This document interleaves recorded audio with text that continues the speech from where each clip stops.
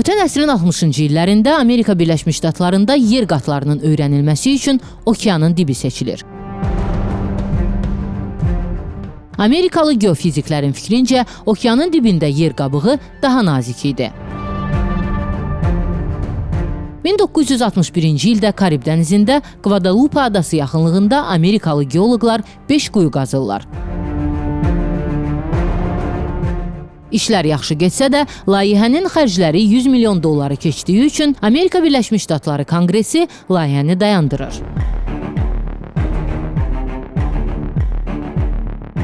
1970-ci il mayın 24-də SSRİ-də qazıntı işlərinə başlanılır.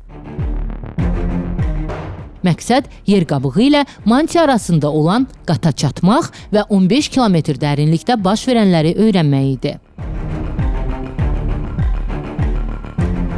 Ərazi olaraq Norveç sərhədi yaxınlığındakı Kola yarımadası seçilir. İşlərə geologiya naziri Aleksandr Sidorenko rəhbərlik edirdi. 16 elmi tədqiqat laboratoriyası çalışırdı. Borularla aparılan qazıntı işlərinə gündə 4 saatədək vaxt ayrılırdı. Bu vaxt ərzində borular yerin 7-10 metr dərinliyinə hərəkət edirdi. Qalan vaxtda isə borularda toplanan materiallar qaldırılırdı. 4 il ərzində sadəcə 7 kilometr dərinliyə çatmaq mümkün olur. Bu dərinlikdə temperatur 120 dərəcə, 12 kilometrdə isə 230 dərəcəni göstərirdi. Çıxarılan süxurlarla Sovet kosmonavtlarının 70-ci illərdə aydan gətirdiyi nümunələr eyni idi. Geoloqlar yerin 9-10 kilometrliyində qızıl nümunələr də tapırlar.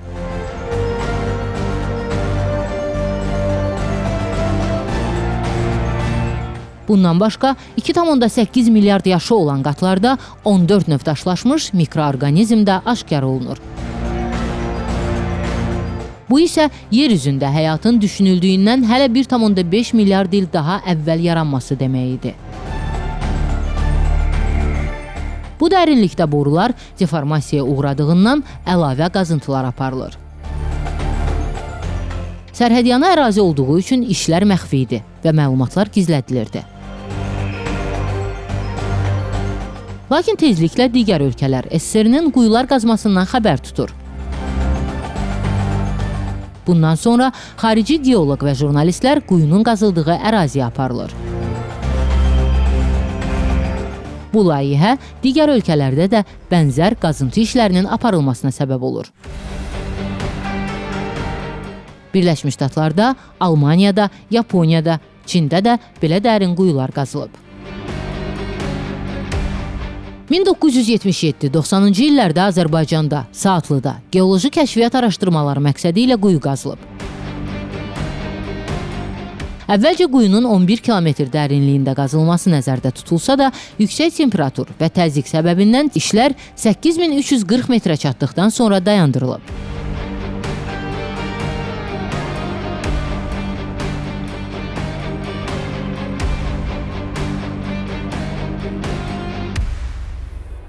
...1989-cu ildə Finlandiyanın mistik və paranormal məqalələr dərc edən Aminosastiya qəzeti Sibirdə qazılan cəhənnəm quyusundan yazır. Qəzet geoloq Dmitri Azakova istinadən quyunun belə adlandırıldığını yazırdı. Məqalədə dərinlikdə temperaturun 2000 dərəcə olduğu, yerin dibinə mikrofon endirildiyi, insan iniltisi eşidildiyi və oradan iblisin çıxdığı yazılmışdı.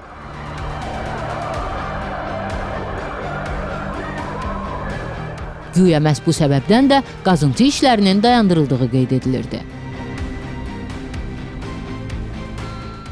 Məqalə Birləşmiş Ştatların dini televiziyasında geniş müzakirələrə səbəb olur.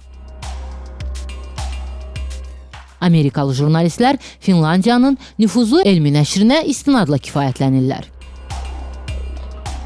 Əslində isə SSRİ-də Dmitri Azakov adlı geoloq yox idi. Qazıntılar Sibirdə deyil, Kola yarımadasında aparılırdı. Yayılan səslər isə İtalyan qorxu filmi Qanlı Barondan götürülmüşdü. Xəbərlər qazıntıya rəhbərlik edən akademik David Gubermana çatır. O ömrünün sonunadək müsahibələrdə məlumatları təkzib etməli olur.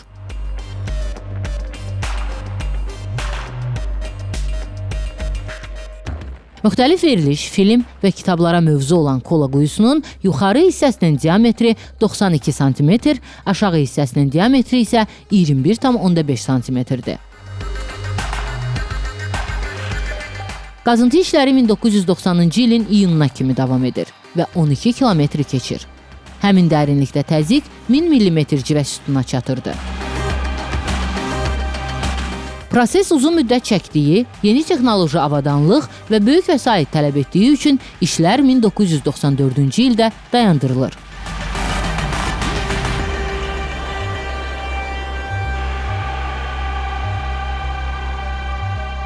Kola quyusu dərinliyinə görə 1997-ci ildə Guinness-in rekordlar kitabına salınıb.